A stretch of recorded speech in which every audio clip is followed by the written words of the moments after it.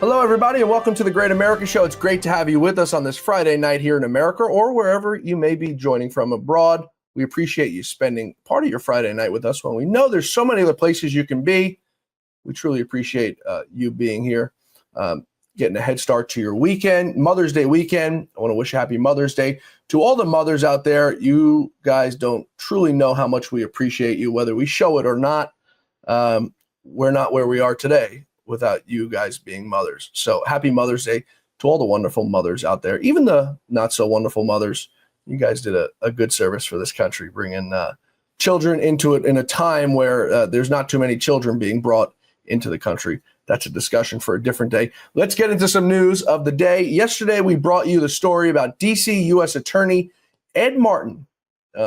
He's going to be departing in the next few days. Judge Jeanine Pirro going to be taking over. But that's not the story. Not the story about Thom Tillis being the single factor and why Ed Martin won't be the next D.C. U.S. Attorney, that RINO. That's not the story. The story is Ed Martin outside of his office getting spit on by a radical Marxist protester. Take a listen. And so we need to get really focused. How you doing? Oh, whoa. You are a disgusting man. Did she just call him a disgusting man as she hocked a loogie on him? What kind of woman does that? What kind of human being does that? Who teaches you to do that? That's reprehensible and disgusting. But we've got some good news because truth, justice, and the American way, in my opinion, always prevails among all things. She's been identified and she's been arrested by U.S. D.C. Law enforcement. She's now in custody. The name and her details will be released shortly. We'll bring those to you as soon as we get them. But good on the D.C. police for doing probably the first good thing and arresting her since January 6th, when they did a great job. Once again, a story for a different day. Bad news for the Marxist media, as we tell you often here, but we've got particularly bad news for Jen Psaki and MSDNC, as I like to call it. She's taken over a new show, a 9 p.m. show on MSDNC from Tuesday to Friday for Rachel Maddow, where she only does a Monday show. According to the Nielsen ratings, she shed a staggering 53% in its demo viewers compared to the first episode just one day prior. She lost almost 67% of viewers between the ages of 18 to 49. When she debuted her first episode on Tuesday, she debuted with 1.2 million viewers, 139,000 in the advertising. When they say demo, that's the number that advertisers use when they buy advertising. You tell them what your numbers are in your demo, and that's what they pay based on, because that's what their target audience is. So 139,000 in her demo of 25 to 54. Her second episode on Wednesday plummeted to just over 1 million viewers, 65,000 in the key demo. That is embarrassing, folks. That is embarrassing because that's, like I said, that's how you pay for your show. That's how you make your money. That's how you sell advertising. So Jen Psaki, it doesn't look like she's going to have a very long career over at MSNBC unless they're in favor of bleeding money, which is also possible. So I won't speak too soon, right? Dylan Mulvaney, you folks may remember that name. That's the gentleman who ran that Bud Light campaign that absolutely spiraled the company into the ground, destroying it. Absolutely destroying it. Well, Dylan Mulvaney, he's back. We'll play the video for you here. I think this is the best I've ever looked. I'm pretty sure headed to a Versace event. And I think this is it, right? Okay. Love you.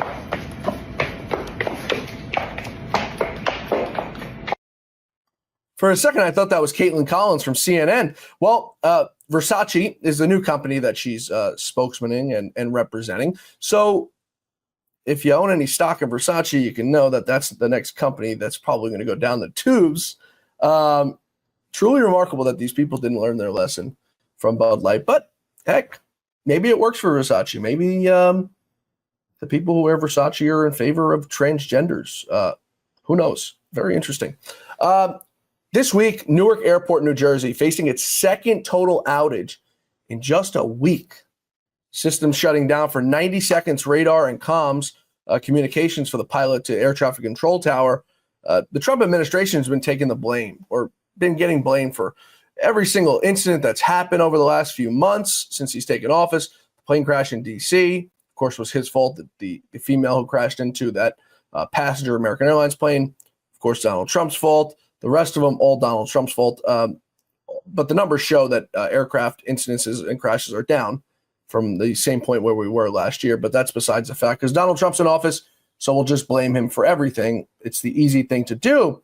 But what a lot of people don't realize is the systems that are being used are ancient. Sean Duffy addressed it yesterday on Fox News. Take a listen. The systems were developed when Elvis was a star. Rolling Stones were a star. Goodness. When Duran Duran was making music, I mean, we go back to the 60s and 70s, we laid out a lot of the infrastructure. It looks like it was from, remember the movie War Games or Apollo 13? It looks like equipment from the movie sets for those movies. It looks like we got the infrastructure from the Smithsonian, but it's not. It's the equipment that we use in American air traffic control towers. Really, really old. It all has to be brand new, state of the art. And, you know, with regard to air traffic controllers, we're 3,000 controllers short. They didn't stand up to school during COVID. Wow. And as controllers were retiring, they didn't have a pipeline of new controllers coming in through the academy. So we've done two things. Air traffic controllers who can retire after 25 years of service, we're going to pay them a bonus. We're going to ask them to stay past their retirement date to serve their country. I think we're going to get a lot of controllers to do that. But then we're going to expand the pipeline at our academy in Oklahoma City to get the best and the brightest air traffic controllers through that system and trained up. And then, you know, I think it's going to take us, you know, a year to 3 years to get fully staffed. Here's an example. I can take one of the most complicated air systems, say like DC, the Potomac Tracon around Washington, DC, take a controller from there and move them to New York. It takes them a year to get trained up on that airspace. So you just can't move controllers around. They have to be trained in the airspace in which they work, and that takes time. And so we're navigating the mess that was left to us. We're hiring more air traffic controllers. We're fixing the system. But again, it's going to take time. I think he was a little conservative there on that 1 year transition training period. It's not that long. Just a different airspace for the controllers to learn. Let me explain to you guys what happened, because it's not talked about very often. Back in around 2012, 2013, when I was in aeronautical school, back when President Barack Hussein Obama was president, the FAA decided to get rid of all regulations to become an air traffic controller. So now you had kids who were in school, kids that I went to school with, some of my fraternity brothers, who went to school to be air traffic controllers, and they were told as they were graduating or 2 years into a degree or 3 years into a degree that they no longer needed their college degree. And in fact, they wouldn't be placed in preferential treatment or in front of the line because of already being qualified. They're going to have to get in the line like everybody else because they want to take people from all places, whether you worked at McDonald's or Apple, wherever you worked. Everyone was in line, just like if you were taking a police officer's test. Everyone was in line regardless of what your qualifications were. So that was under Barack Hussein Obama that they decided to do it. So think about how many people that dissuaded from going to school to be air traffic controllers, because they were told you're just going to get on a line like everyone else. It doesn't matter how qualified you are. It doesn't matter where you went to college. It doesn't matter how well you went to college, because we're taking people off the street. So we could thank Barack Hussein Obama for that. It's a thing that a lot of people don't talk about, not covered anywhere in the mainstream media, anywhere in the news. Folks, we have some information also out of New Jersey tonight, not just that air traffic incident. The mayor of Newark, New Jersey, Ras Baraka, has been arrested. He's being charged with committing trespassing, ignoring multiple warnings from Homeland Security investigators to remove himself from an ICE detention center in Newark, New Jersey this afternoon. He has willingly chose to disregard the law that will not be stood for in this state. He has been taken into custody. No one is above the law. That's from Alina Habba, the attorney for New Jersey, the U.S. attorney for New Jersey. Great on Alina. Truth, justice, and the American way, folks. They said retribution was coming, but these Democrats do it to themselves. I don't believe that this is retribution by any stretch of the imagination. These Marxist Dems do it to themselves. Folks, today was the first day with the Pope, Pope Leo XIV, on the new job, giving a homily to his fellow cardinals instilling that there's lack of faith in the Catholic Church right now, and that we need to reinstill that into the Catholic Church. Robert Prevost, who's the new Pope, 267th Pope of the Church. So, how did the Catholic Church get to where they are today, where people are tuned out?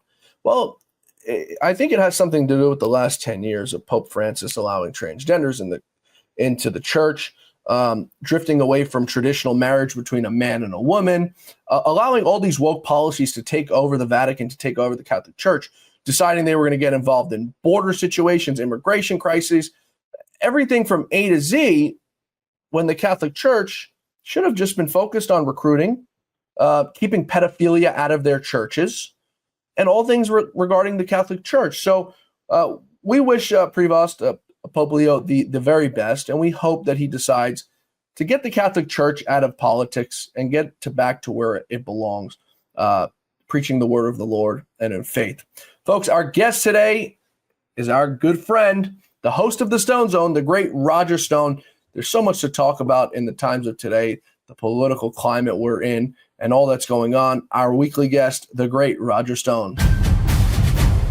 You're still looking good. I'm still feeling good. You know, I've got all your MyPillow products. Mattress topper, bed sheets, MyPillows, towels, slippers, blankets. I'm interrupting this commercial to do something I've never done before. Get 2 MyPillows absolutely free on orders of $100 or more. I can't do this forever, so get on board with this great sale today.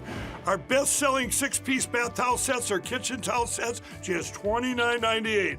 Our famous standard MyPillows only $14.98. Queens $18.98. King size only $1 more. Body pillows $29.98.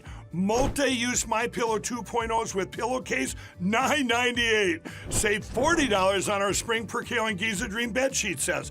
Any size, any color. So go to MyPillow.com or call that number on your screen. Use your promo code to save up to 80% on all MyPillow products. And when you spend $100 or more, get 2 standard MyPillows absolutely free. Roger, as always, it's great to talk to you, especially on a Friday. I want to start with, I'm going to get to this before you can beat me to it. The tariffs are working so well that we've got an American Pope now. There's one problem, Roger. You, myself, and 47 are all out of contention, although it is an American. Your thoughts as we've got a new leader of the Catholic Church? It's not you or I. Yeah, I mean, it's a little early to say. He's described as a centrist. He is a registered Republican, but for all we know, he's a Bush Republican. What bothers me, given the previous Pope, is when the Pope is speaking not in cathedra, they're speaking on matters of public policy, like, for example, making an agreement with the communist Chinese that they should have veto power over who should be the bishops in China, or criticizing Donald Trump's policies on illegal immigrants. Well, I think the Pope needs to mind his own business. These are not matters for him. These are not pastoral, spiritual matters. And in the case of Pope Francis, he was not only wrong, but his views were repugnant, coddling up to communism, bringing those accused of pedophilia, like Bishop Cardinal McCarrick, back into the Vatican as a key advisor, just picking up a few of the criticisms. So I think this Pope will do great. Stay out of American politics. Why don't you speak to spiritual matters?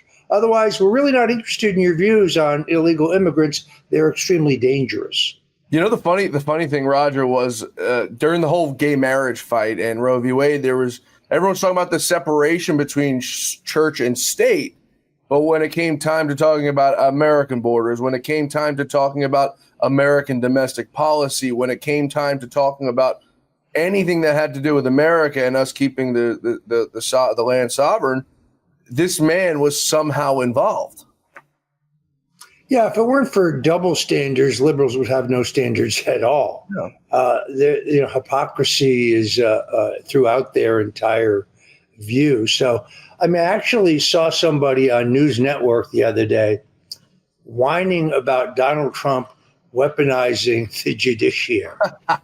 Franklin Roosevelt used the IRS to harass his political enemies.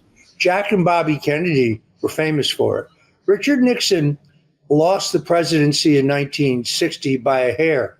It's funny, John. He had a random IRS audit in 1961, 1962, and 1963. It didn't stop until Kennedy was brutally murdered.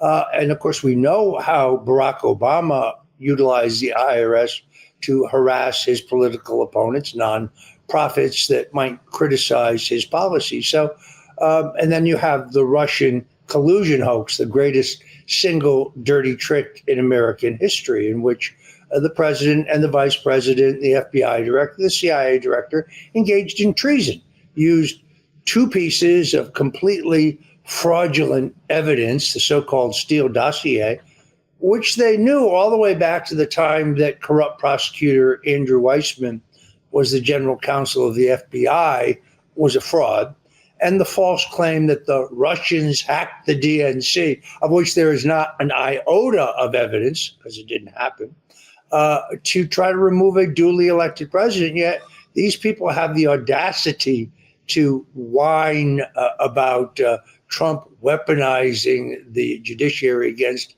his political enemies. I tell you the name of the guy on News Network who said it, but he was such a lightweight, such a non-entity, can't even remember his name. Sounds like Trump in the interview last week. He said, I picked you on CBS because I've never even heard of you before. Anyone who disputes what you'd said about Seth Rich and the DNC and WikiLeaks in Russia, it's very simple. Tell Pam Bondi and Kash Patel to finally give us that laptop that we've been waiting for years, that a judge in Texas gave permission to attorney Ty Clevenger to turn over, that years later we still do not have. Roger, why, real quickly, why would Kash Patel and Pam Bondi be in favor of protecting Seth Rich, his family, anything like that? Fox News paid out millions of dollars in a lawsuit over Seth Rich, yet we still can't get this guy's laptop after a court, which the Democrats now all of a sudden are in favor of courts, right? And law and order, ordered that it be turned over. It is exceedingly perplexing. It's very, very hard to understand why nothing has been done to address the greatest single abuse of power in American political history. It is, on one hand, it's unfortunate that Ed Martin, who I do think has the courage and the integrity to pursue these matters, will not be able to do so as the U.S. Attorney for D.C., but he will be able to do so as the Associate Attorney General of the United States. And it's interesting, Thom Tillis, the soon-to-be former senator from North Carolina, said that he could support Martin for another job at the Justice Department. He just couldn't support him to be U.S. Attorney in D.C. because of Martin's view that the January 6th fiasco was a setup, which, of course, it was. Now, this is vitally important. If Donald Trump does not demonstrate to every senator that he will take a scalp for those who betray him, well, then they will all feel it's open season. You can cross the most popular Republican president in our time. Tillis must be challenged. He must be taken out of public office. It's interesting. He has a Letitia James type problems regarding his personal mortgages. I think I see crimes there, and I'm not even an experienced mortgage investigator, but there's multiple crimes there. Crimes that, John, if you or I had signed these documents, these fraudulent documents, we'd be prosecuted like I think Letitia James, the New York's Attorney General, is going to, and like Senator Tillis should be prosecuted. Can you tell us, because I briefly saw that this morning about what's going on with Tillis. Obviously, yesterday, reports that Big Tish is under federal investigation now by the FBI office in North Albany, although it's not clear why it wouldn't be in Virginia as well, because there's a mortgage that was taken out in 2023 in Virginia in which she said she lived down there. I'm not taking credit for this by any means, Roger. I don't do that. But what's going on with Tillis that he's now seems to be in the same racket that she's doing? Well, let's address the Letitia James matter first. I mean, for all we know, there are investigations in Virginia. A source told me yesterday that there's actually already a grand jury impaneled in Virginia. There were clearly crimes that were committed in Virginia. The left hates this idea that you might actually go to a court where the judge isn't in the tank and the jury isn't rigged. How about that? Boy, that'd be different. She has serious problems. If you want any further proof, she's hired Abby Lowell, considered by many to be the worst attorney in America. I did a great job for Hunter Biden.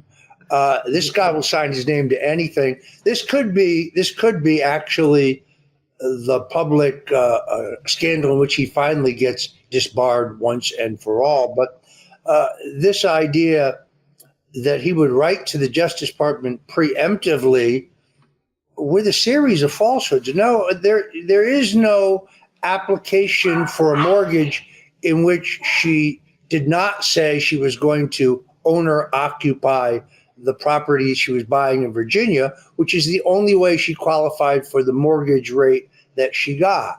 That's what's called a lie. The New York Times just writes it like it's a fact. Okay, New York Times, show us that notarized application. Doesn't exist. Mm-hmm. The application that does exist, and by the way, this is only signed after the mortgage has been approved. It's the final step before closing. Letitia James very clearly says that she and her niece will occupy the property in Virginia as their principal residence, thus making her ineligible to be the Attorney General of New York. So that means one of two things are true. She either moved to Virginia, in which she is ineligible, and that office is vacant today, or she lied under oath on that document. It's really that simple. But yeah, you're right, John. A Virginia grand jury could probe that matter. I suspect at this point she's probably under investigation in multiple jurisdictions because, according to the fact pattern and all of these documents, by the way, all of which are public. You can go to whitecollarfraud.com and read it for yourself. It's not conjecture. These are not theories. It's all laid out there by a very interesting investigative researcher by the name of Sam Antar. I invite folks to check it out on their own. Yeah, I actually spoke to Sam yesterday. He's going to be on the show next week. Thank you for that connection. Roger's, by the way, the number one booker for this show. I can't tell you how many people Roger makes come on this show, so we appreciate Roger, as always, for that. Tish James was on MSNBC last night. I'm not even going to play the clip because Lou used to say, don't carry the water for these Marxist Dems, and she's one of them. I refuse to do it. But she's on MSNBC yesterday, Roger, and she's telling another no-name host, we were ready on day one to file lawsuits against this administration. You would think, Roger, that there comes a certain point, we all of us, maybe with the exception of you and I, because we're hard-headed, hit a certain point, Roger, where we know we're so screwed that we just shut our mouths. This idiot just keeps rambling and rambling and rambling.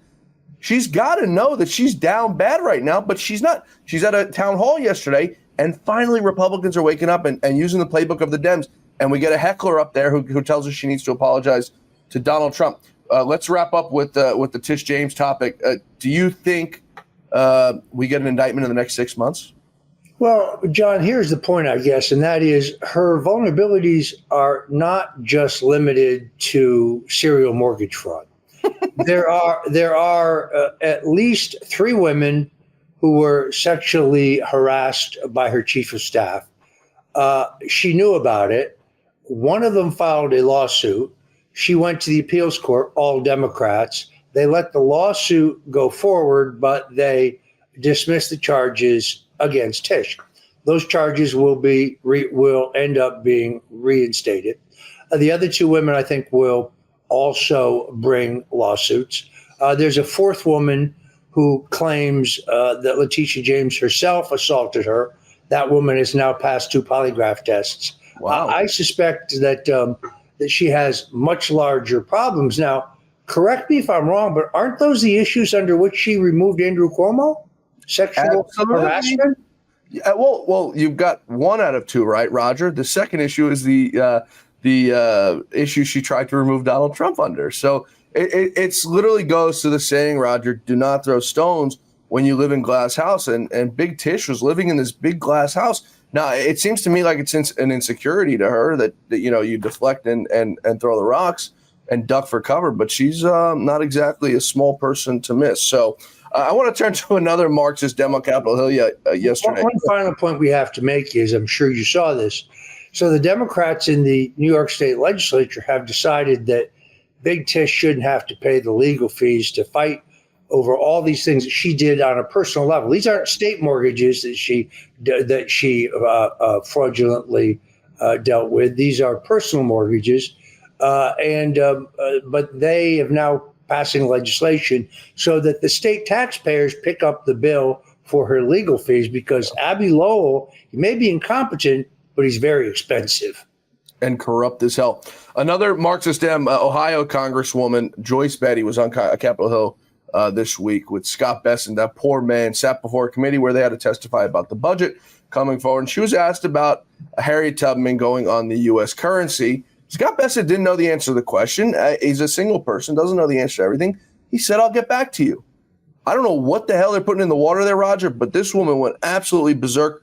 Let's take a listen to what exactly is going on Capitol Hill right now, because these Marxists are in shambles. In 2016, former Secretary Jack Lew announced that Harriet Tubman was to be the new face of the $20 bill. Can you tell me what's the current status of this project? No, ma'am, I can't, but my staff will get back to you. No, I want you to get back to me. Because, see, there seems to be an issue when it comes to things that affect people of color or people who live in poverty, whether it is what you're doing with Social Security, what you are doing with restricting funds. The gentlewoman's time is expired. The gentlewoman's time is expired. To me? The gentleman Mr. from Chairman, Texas, I need him to answer if he will. I'm not a staff person. I'm not asking him to have his staff report to me. So, Mr. Chairman, I'm addressing it to you to ask him to respect me. Mr. Chairman, I'm talking to you. I need him to address if he will answer me. No, I'm not going to. The gentlewoman's time has expired. I'm not going to stop until you direct him to answer to me as a member of Congress. The gentlewoman's time has expired. The gentlewoman has offered that she can submit questions for the record. Point of order to you. I will not stop. I will not be silent. The gentlewoman is not offering an appropriate parliamentary inquiry. Does the gentlewoman have a parliamentary inquiry? Yes, I do. Please state the parliamentary inquiry. As a member of the United States Congress addressing the Secretary, I am asking you to rule on asking this hostile witness to direct his response to me versus having him tell me that his staff will respond to me. My staff person didn't. Roger, what? In all honesty, had I been the chairman, I would have had the sergeant of arms remove her, quite simply, which he has the authority to do. He asked her nicely 4 times to stop. Her time was over, but she's grandstanding because she's got to get reelected, and she somehow thought that this was going to help her do that. It's a good thing for her that there is no IQ test involved as a requirement to be a member of Congress. That's just political grandstanding. The congresswoman's from a district in which I'm sure that about 80% of her constituencies look and sound like her. That's why she gets elected and reelected. And maybe that clip will get her reelected. But in the greater scheme of things, that kind of behavior, doesn't do you much good in Washington. It's crazy how far we've stooped down. It started with AOC, and we thought that was bad, this piece of garbage from the Bronx. And then we went to Jasmine Crockett, who's got no respect for the rule of law or any human being who's not of her skin color. And now we've got this woman. It seems that you mentioned an IQ test. It seems that there's not a person walking in that place as a Democrat who's got over 100 IQ. It's truly embarrassing. They want to talk about Donald Trump being an embarrassment on the world stage. These people are embarrassments, Roger. I don't understand how they get and how the constituents go and vote for them. What does it tell you about someone who's going to vote for something like that? Well, as you know, John, part of the problem in the country is that about 80% of the districts are either solidly Republican or solidly Democrat. There is no political opportunity, not only for the other party, there's also not even any opportunity for insurgents within the parties. So you get stuck with members of Congress like that. You saw Maxine Waters off to the left. You see, she can use her authority to pressure a bank to bail out her husband, and the Justice Department won't come knocking on her door. But if Donald Trump spits on the sidewalk, well, Letitia James is right there with the handcuffs. It's a two-tier justice system, and it has to end. Speaking of spitting, I don't know if you saw the video yesterday of Ed Martin, the acting U.S. attorney for D.C. right now. Some woman walks by him and hocks a loogie right on this guy's coat. I mean, this is the intolerant left, Roger. These are the same people who said that Republicans, you and I, tried to overthrow the Capitol. Mark Wayne Mullen, another one who I can't leave his name out, comforting Michael Burr as he shot down Ashley Babbitt, now holier than thou, biggest Republican in the Senate, because he's up for re-election in 2026. But these are the same people, Roger, who said, you guys tried to destroy our country. You tried to, Thom Tillis, another one, that we ruined democracy on that day, right? As we watch security guards and Capitol Police officers open doors for people and welcome them through the hallways of Congress, yet we're the intolerant ones, and they're holier than thou allowed to go and spit on people? Yeah, fortunately, Ed Martin was wearing a raincoat. By the way, Senator Tillis actually told someone I know that Ashley Babbitt had it coming. Oh, that needs to be in a 30-second TV commercial in North Carolina, so we can be rid of this RINO piece of crap as soon as humanly possible. I hear every day about the products you all wish MyPillow carried. Well, guess what? We probably do. Slippers, bathrobes, pet beds, blankets, mattresses, sleepwear, loungewear, duvets, comforters, pot holders, aprons, oven mitts, and so much more. And they're all on sale. For example, get our best-selling standard MyPillows for only $14.98. Body pillows, $29.98. 6-piece bath towels or kitchen towel sets, just $29.98. Multi-use MyPillow 2.0s with pillowcase, $9.98. Save $40 on our Spring Percale and Giza Dream bed sheet sets. Any size, any color, and so much more. So go to MyPillow.com or call the number on your screen. Use your promo code to save up to 80% on all MyPillow products. And I've never done this before. When you spend $100 or more, you're going to get 2 standard MyPillows absolutely free. Let's talk about another piece of human debris over in the Senate. Bernie Sanders, he was on Fox News the other day with Bret Baier, who is not a journalist by any stretch of the imagination. He's not a Republican. Anyone who watches him, do not be fooled. Let's take a listen. You know, Alyssa Slotkin, senator from Michigan, she said you shouldn't be using oligarch. It's over people's head. You've gotten criticized from other people. Free Beacon says Bernie Sanders spent $221,000 on private jets fighting the oligarchy tour, paid for by friends of Bernie Sanders. That you've spent millions of dollars in campaign funds on private jet travel over the years. How do you push back on both of those things? When's the last time you saw Donald Trump during a campaign mode at National Airport? No, it doesn't. But he's also not fighting the oligarchy. No. You run a campaign and you do 3 or 4 or 5 rallies in a week. The only way you can get around to talk to 30,000 people. Think I'm going to be sitting on a waiting line at United, waiting, 30,000 people are waiting? That's the only way you can get around. No apologies for that. That's what campaign travel is about. We've done it in the past. We're going to do it in the future. And you think that this is hitting a mark? You think it's scratching the itch that voters want to hear from? I think at a time when the people on top are doing phenomenally well, when seniors, working class people are struggling, people want to hear action to stand up to the people who have the wealth and the power and create an economy that works for all of us, not just the people. Unapologetic, Roger. Oligarchs, they said don't use oligarchs because the Democratic base is too dumb to understand what that word means. $221,000 spent in these things. There's one difference. He mentions Trump flying on his private jet. First of all, in 2016, Roger, Trump started his campaign self-funding, okay? Flew around on his own dime on his private jet. Number one, Trump is a billionaire. He's never denied. As a matter of fact, he wants to be as rich as possible, and he tells you he wants to be as rich as possible. He's never denied that. This man is another one in a glass house. But Bret Baier, of course, doesn't press him on the issues because he's not a real journalist. Well, a couple of problems. First of all, big difference between Bernie Sanders and Donald Trump. Bernie Sanders is running around constantly talking about climate change and the carbon footprint.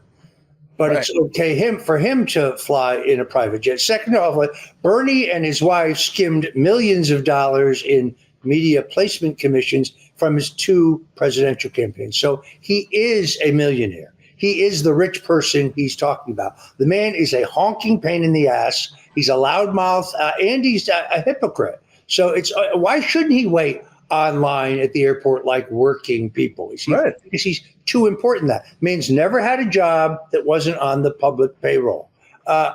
He's just a complete hypocrite. I mean, if you care so much about the carbon footprint, why are you taking all these private jets? It really is a joke. He is a joke. He's the face of the Democrat Party. Wow. Yeah, it's remarkable. I want to turn to some foreign policy before we wrap up here, Roger, and I always appreciate you joining us. It's always an insightful, fun conversation. Donald Trump is supposed to be heading over to the Middle East in the coming weeks, meeting with some nations, Saudi Arabia, UAE, Qatar, Israel not on one of them. I was reading on Twitter this morning from a journalist who spoke to a general who was at Mar-a-Lago yesterday. Quote, he said that AIPAC is getting shut out of the Trump administration. He confirmed that Waltz was trying to undermine Trump by working with Netanyahu. And he said he's hopeful that the U.S. will decouple from Mossad and MI6. Now, this is now the 3rd or 4th report that I've heard that Mike Waltz was reportedly fired. Now, people are saying he was fired. He wasn't fired. Initially, he was fired and then rehired. I'm not sure what the entire terminology is. I heard Laura Loomer got him fired. I don't know if that's true or not. But working behind the scenes with Netanyahu, do you know anything about this? I do. I've heard those same reports, but I've also heard them contradicted. So, in all honesty, I'm uncertain. Isn't this the president who moved the capital of Israel? As I recall, I don't think that Israel's ever had a better friend in the White House. On the other hand, I agree with Tucker Carlson. American foreign policy should put America first, not Israel first, but America first. Yes, Israel is a trusted ally, but so are the Saudis, in all honesty. So an even-handed approach in the Middle East makes sense. I think that's what President Trump is pursuing. There's an alternative. First of all, Mike Waltz wasn't fired. He was sent to the United Nations, which isn't too shabby a job, in all honesty. And secondarily, there were additional reports that Waltz may have been given this lateral transfer because the president was unhappy with him over some conversation pertaining to Russia. That's another unconfirmed report. Yet another report might be based on his involvement in whole Signalgate. One thing you do know about Donald Trump, sometimes he doesn't move immediately because he hates to make it look like he's been pushed or forced into doing something. But it's conceivable that Waltz's number was up after the whole Signalgate thing. He was, after all, the guy who either inadvertently, I believe, or advertently, unlikely, added Jeffrey Goldberg, the non-journalist over at The Atlantic, to the thread. So it's possible that Waltz was going to get this lateral transfer way back then. Again, this is a parlor game in Washington. But anyway, you look at it, Waltz is still in an important position in the administration. The real question is who will be the next national security advisor. And if that person is not a neocon, as Mike Waltz was, at least prior to joining this administration, that would be a very, very good sign.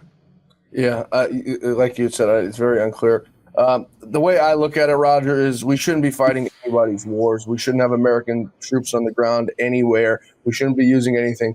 Fighting a proxy war with Iran, is the dumbest thing to do right now when Donald Trump's trying to handle it diplomatically. And the reports are that Israel wanted America to bomb the heck out of them, which I don't think, 5 years ago, Roger, 10 years ago, I would have said, that sounds like a terrific idea. But I think Donald Trump has really opened a lot of our eyes to realize that it's not necessarily always the greatest thing. We look at what we've done to Afghanistan. We create these funnels. We look at what we did to Iraq. We look at what we did to Syria. You go in these places, yeah, you blow the hell out of them and you maybe get the job done, but the end result isn't necessarily something that you want. Look, Trump was elected as a peace candidate. He was elected to bring peace both in the conflict between Russia and Ukraine. He was elected to bring peace in the Middle East. I think that's what he's going to do. I agree with you, Tucker Carlson and others, that a unilateral attack on Iran right now would, in the end, be counterproductive. And I'm opposed to that. I think the president views it only as a last resort. He's a smart enough negotiator that he never takes anything off the table. One of the things I remember he would complain about before running for president was the way our leaders kept negotiating in public. You don't negotiate in public. You don't tell your adversaries what you will and will not do. You need to keep them guessing. The unpredictability of Donald Trump is one of his greatest assets on the world stage. Yeah. Do you think that the Chinese, for example, would be highly confident that if they tried to grab Taiwan, that Trump would do nothing? I don't think so. They knew that had they tried it under Joe Biden, they would have gotten a strong letter of protest. That's about it. But whether it is the Ukrainians, the Russians, who I don't think ever would have invaded Ukraine had Trump been in the White House, or the Chinese, who still have designs on Taiwan, Trump's unpredictability on the world stage is a great, great asset. Negotiating in public, Roger, is like the health department telling you they're coming to your restaurant at 10 a.m. tomorrow to give you your health inspection, clean out all the rats, make sure the food temperatures are good, and make sure everyone's wearing gloves in the kitchen. Tulsi Gabbard is one of your most sought-after people. I mean, you've been high on her from the beginning, and I think rightfully so. She's one of the very few people in that cabinet, I think, who's really got her eye on the ball right now as it sits. There's a few of them, but then there's ones who are kind of a little bit lost right now, running around with no heads like chickens. Confirming yesterday that she's actively pursuing 11 separate internal investigations into classified intelligence leaks meant to sabotage the Trump administration from within. This is something we didn't have in 2016, Roger. We had Alexander Vindman running around, his brother running around, all these people. Your thoughts on Tulsi? I think she's doing great. She's the one cabinet member of which there's been no controversy whatsoever in terms of the job that she's doing. I think she's doing her very best to ensure that in the end we release everything regarding the John Kennedy assassination, the Robert Kennedy assassination, and the assassination of Dr. King. That job is not finished, in my opinion. We could do a whole show on that. Yeah. But I think she's very serious about these leaks, some of whom are obviously deep within our own administration. So, look, I think that she is a thoroughbred. I think she's got a great political future. I've predicted it on this show and elsewhere. I still believe she will be your first woman president. Maybe not in 2028, maybe in 2028, but maybe not in 2028. But she has it. It is that rare combination of devout commitment to principle, as well as great communication skills and charisma. Yeah. And you see that only once, every several decades. Reagan had it, for example. Trump has it. She has it. Yep. You often hear, and I get a lot of heat for this on the show, but it's just the truth of the matter, Roger. And as you, a longtime political strategist, one of the most brilliant out there, everyone's saying J.D. Vance will do 8 years, and then this person will do. Remember what everyone was saying back in 2016? It will be Trump for 8 years, and then Pence will come in. And then we found out Pence was not exactly a good man. We all just need to slow it. I'm not saying I don't like J.D. Vance. I like J.D. Vance, and I do think he's doing a terrific job. I think he needs to buy pants that are a little bit longer to cover his socks. But I do like the man. I think he's doing a terrific job, very honorably, and he's a very smart man. But let's hold out reserve judgment. Marco Rubio is also doing a hell of a job, who I think has come such a long way that I'm so happy for the man, because from 2016 to now, the man has come such a long way, Roger. Well, the president, I think, said this himself in that Meet the Press interview. Yes, it's true that in our party, a sitting vice president has a great leg up, and J.D. Vance is doing a great job. He would certainly be the front runner. But I think you're still going to have a large field in 2028. The president has finally put this idea that he's interested in running for re-election to bed. It was a great troll, but even the president understands it's constitutionally not permittable. Yeah. And competition in the party is a healthy thing. Besides that, whoever does win this nomination is going to need a vice presidential nominee. So I think there has to be a presumption, particularly in the Republican Party, for a sitting vice president. We have a great respect for hegemony. We nominated George Bush after 8 years of Ronald Reagan. We nominated Richard Nixon after 8 years under Dwight Eisenhower. But in the television age, and with Donald Trump becoming president, which kind of changed all the rules, because before Trump was president, all of our presidents were either governors, senators, congressmen, or generals. It's the first business person we've had as president. So, look, the president said it best. Let's have a great 4 years. We'll let the future take care of itself. Right. And we may have an outsider run, someone like perhaps Tucker Carlson. You never know what's coming. Folks, before we wrap up, you guys all get to see Roger Stone here as this very serious political operative, but Roger's got a fun side to him as well. I want to share this video of Roger.